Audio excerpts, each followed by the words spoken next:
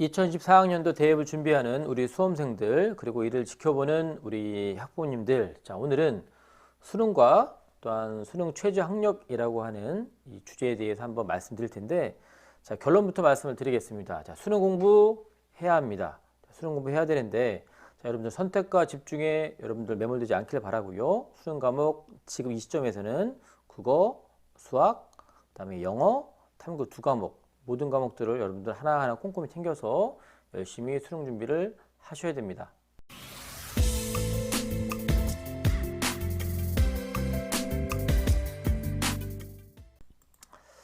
자 일단 우리가 그 인원에 대한 얘기를 많이 하는데, 오늘 좀 다르게 좀 접근하겠습니다. 자 전체 2024학년도 모집 인원 합계는 34만 4천여 명이라 그랬는데, 그 중에 38%에 해당하는 13만 명 정도가 수도권, 즉 서울, 경기, 인천의 전체 모집 인원 13만 명이고요. 이 숫자 잘 기억하세요. 그리고 서울에 있는 인원은 7만 6천여 명. 자, 서울 소재 대학의 인원이 7만 6천여 명. 물론 수시에서 4만 6천 명, 정시에서 3만여 명, 그래서 7만 6천 명이긴 한데, 지금은 계산하기 간단하게, 자 내가 수시고 정시고 다 필요 없고, 자 3월달 모의고사를 봤을 때, 자 내가 7만 6천 등 안에 들면 그래도 서울 소재의 대학을 갈 수 있구나, 이렇게 판단할 수 있겠죠. 물론 전제가 잘못되긴 했죠. 우리가 대학을 가고자 하는 아이들이 3월달에 모두가 모의고사를 보는 건 아니겠죠. 우리가 흔히 말하는 재수생, 사무생, N수생들은 시험을 보지 않기 때문에, 자 그 말이 정확하지는 않을 수 있겠는데, 대략적으로 모의고사를 봤을 때 내가 7만 6천 등 안에 들면 내가 그래도 한번 서울에 있는 대학 도전해 볼 만 하겠구나, 일단 알아두시고, 그리고 수시에서 뽑는 인원이 4만 6천여 명이기 때문에 실제적으로 수능 끝난 이후에 정시 지원할 때 인원은 3만여 명밖에 되지 않습니다. 내가 인서를 하려면 3만 명 안에, 수도권에 있는 대학 가려면 4만 7천 명, 즉 5만 명도 안 되는 숫자 안에 내가 들어가야지 간다. 일단은 오늘은 이 시간에 계산하기 쉽게 7만 6천 등 안에 내가 들어가야 됩니다. 자 이게 이제 작년도에 2023학년도 수능을 분석했던 자료인데, 자 일단 매년마다 우리 1등급이 숫자가 이렇게 퍼센트가 됐는데, 작년 같은 경우 7.83%로 전년 대비해서 1등급 숫자가 좀 늘었다. 하지만 2등급, 3등급은 줄었다 얘기를 하는데, 자 아까 7만 6천여 명 학생들, 자 전체로 봤을 때는 모집 인원 한 22% 정도 숫자였는데, 자 1, 2등급 합하면 이게 뭐라 25%, 26% 정도 되잖아요. 그래서 굳이 이런 식으로 따지면, 자 서울에 있는 대학을 가고자 하면, 자 영어도 2등급을 벗어나면 안 된다. 그렇죠? 수능 모의고사 봤을 때 2등급 벗어나면 안 되는 거고, 매년마다 조금 차이는 있겠지만 대략 계산해도 영어 3등급이 넘어가면 서울에 있는 대학 가기 어렵다라고 우리가 계산할 수 있는 거죠. 실은 그렇지 않습니다. 그렇지 않는데 이 숫자만 놓고 보면, 자 그래서 영어를 좀 더 구체적으로 비교해 보면, 자 전년도 기준 놓고 보면, 자 1등급의 숫자가 3만 4천여 명이었습니다. 그리고 2등급에 해당하는 숫자가 8만 3천여 명. 그러니까 이 두 개를 합하면 11만 명이 되겠죠. 그래서 누적 비율로 놓고 보면 이게 무려 26%가 됩니다. 22%에 해당하는 인원이 전체 모집 인원의 서울에서 뽑는 대학의 모집 인원인데, 2등급 안에 들어온 숫자만 26.5%였다라는 거죠. 그렇기 때문에 정시로 갈 때는, 자 서울 상위권 대학들은 당연히 2등급 이내 들어야겠지만 3등급을 마저도 인서울 하는 경우가 있습니다. 뭐 불가능의 숫자는 아니지만 우리가 그래도 2등급이라고 하는 숫자를 좀 잘 기억했으면 좋겠고요. 자 국어입니다. 자 전년도 11월 17일 날 치러졌던 수능 국어에 대한 분석 한번 해볼 텐데요. 자 평가원에서 이렇게만 알려줍니다. 등급 구분 점수, 인원 비율. 자 1등급의 표점이 126점이었습니다. 그래서 그게 19,000여 명, 한 2만 명 되고요. 자 2등급은 3만 1,000명. 그러니까 두 개를 합하면 이게 벌써 5만 명이죠. 자 3등급까지 합하면 이게 10만 명입니다. 자 그래서 자 7만여 명 안에 우리가 들어가려면, 자 우리가 2, 3등급 요 사이, 확실한 건 3등급을 넘어가면 정시에서 인서울하기 쉽지 않다는 얘기죠. 그런데 그럼 과연 원점수 기준으로 몇 점을 맞춰야지 내가 1, 2등급 안에 가느냐. 자 평가원에서 이 원점수에 대한 데이터는 보여주지 않아요. 그래서 이건 추정치일 수밖에 없는 거고, 자 여러 신문이나 이런 매체를 통해 나왔던 점수를 보면 이게 정확한 점수는 아니기 때문에 참고하시고요. 이 괄호에 있는 거는 전년도 2022학년도의 수능의 점수입니다. 이것도 추정치인데 참고하시고, 아무튼 1등급 컷은 96점 화작일 때, 그 다음에 2등급은 92점, 3등급은 86점이라고 추정을 했고요.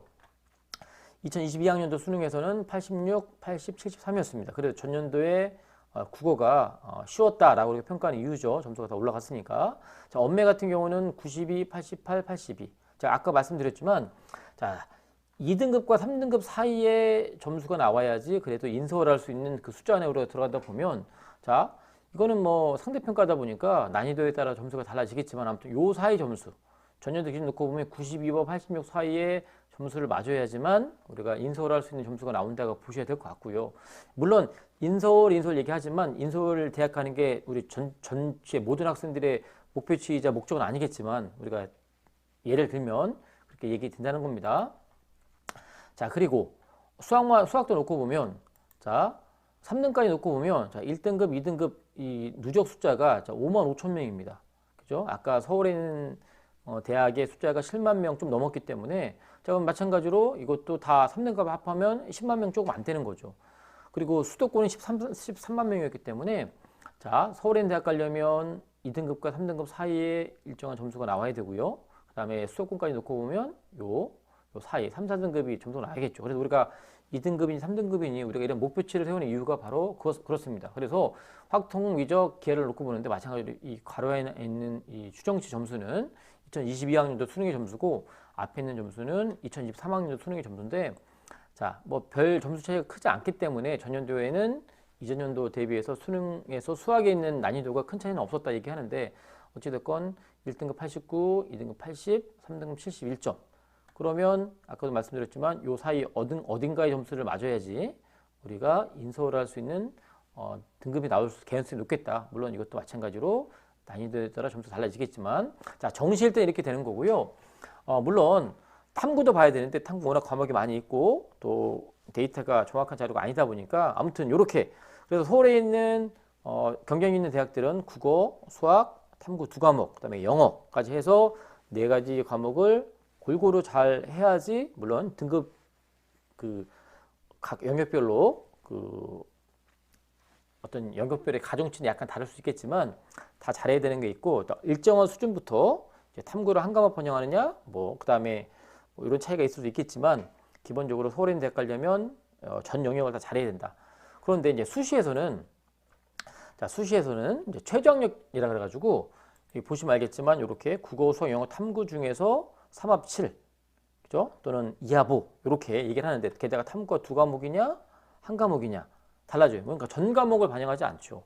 그래서 수시에서의 수능 공부의 접근과 정시로서 접근하는 방법이 약간 다를 수는 있는데, 근데 아무튼 서울대부터 포함해서 중앙대까지, 뒤 이제 시립대나 또 홍익대 같은 대학도 세 개의 영역을 반영하는데, 세 개를 반영하느냐 두 개의 반영에 따라서 우리가 이제 생각이 좀 달라져요.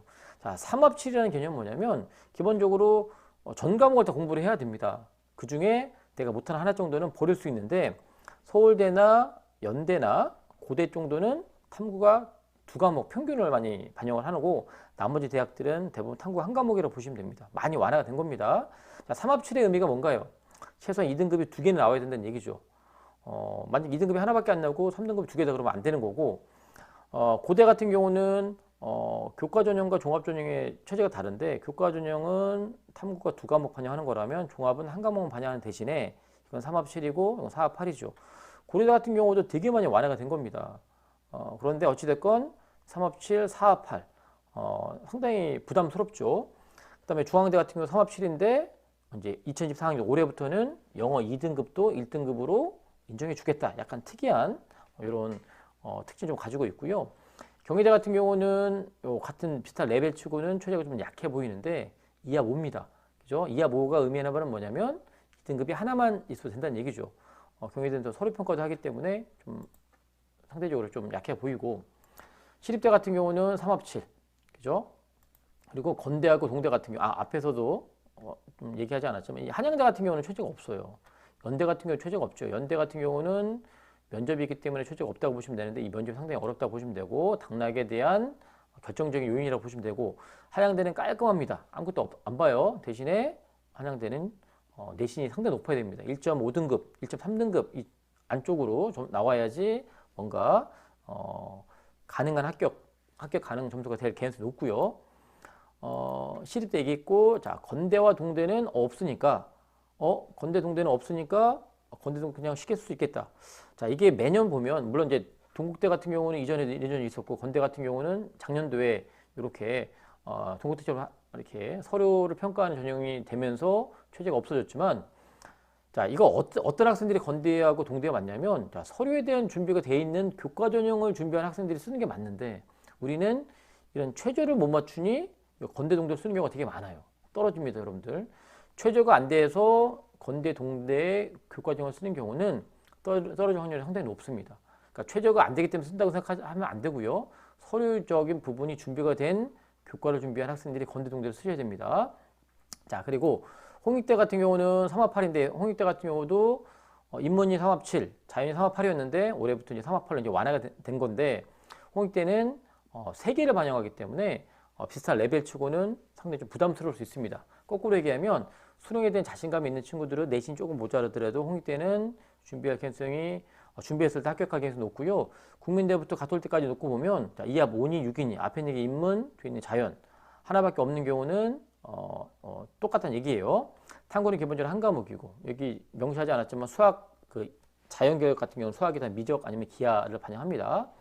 숭실대하고 아주대가 레벨 치고는 비슷한 레벨 치고는 좀 더 높아 보이죠. 숭실대는 2합 4 인문이 그다음에 자연은 2합 5니까 2합 4가 의미하는 바는 2등급이 2개 나와야 된다는 얘기고 2합 5의 개념은 2합 2등급이 하나는 있어야 된다는 얘기고 2합 6이라는 얘기는 3등급이 2개 있어야 된다는 얘기고 2합 7은 3등급이 하나는 있어야 된다는 얘기죠. 그래서 여러분들이 공부하는 과정에서 자 1년치 이제 수능 11월 16일까지 공부하는 과정에서 내가 2등급이 하나가 확실하게 나올 수 있느냐 2개가 확실하게 나올 수 있느냐 3개가 확실히 나올 수 있느냐에 따라서 3합 7이냐 2합 6이냐 2합 5냐 2합 2냐 여기에 따라 달라질 수 있습니다. 자, 우리가 범하는 가장 큰 실수 최저가 안 되니까 나중에 뜬금없이 최저 없는 전형을 써요. 자, 떨어질 확률이 되게 높고요. 두 번째, 자, 2합 6인 7이냐 하니까 2합 7이니까 3, 4만 맞추면 되는구나. 딱 2개 영역만 3하고 4를 딱 맞춰요. 그 중에 하나는 탐구 한 과목. 그 중에 하나는 예를 들면 영어 하나 이렇게 하다가 갑자기 영어 난이도가 올라가 버리면 영어에서 최저를 못 맞추게 되는 아주 불상사가 발생할 수 있습니다. 그러니까 여러분들 지금부터 선택과 집중해서 딱 2과목만 공부하시면 안 되고요. 일단은 지금은 기본적으로 다 가는 게 맞습니다.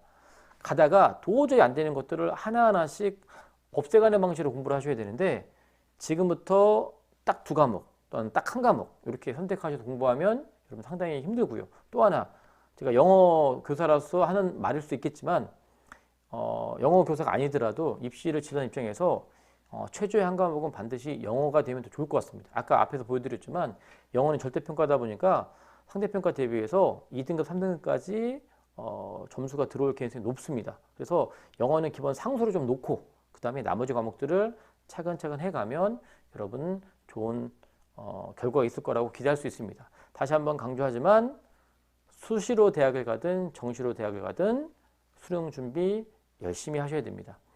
수능 준비하라는 얘기를 마치 정시 준비하는 친구들만 들으면 안 되고요.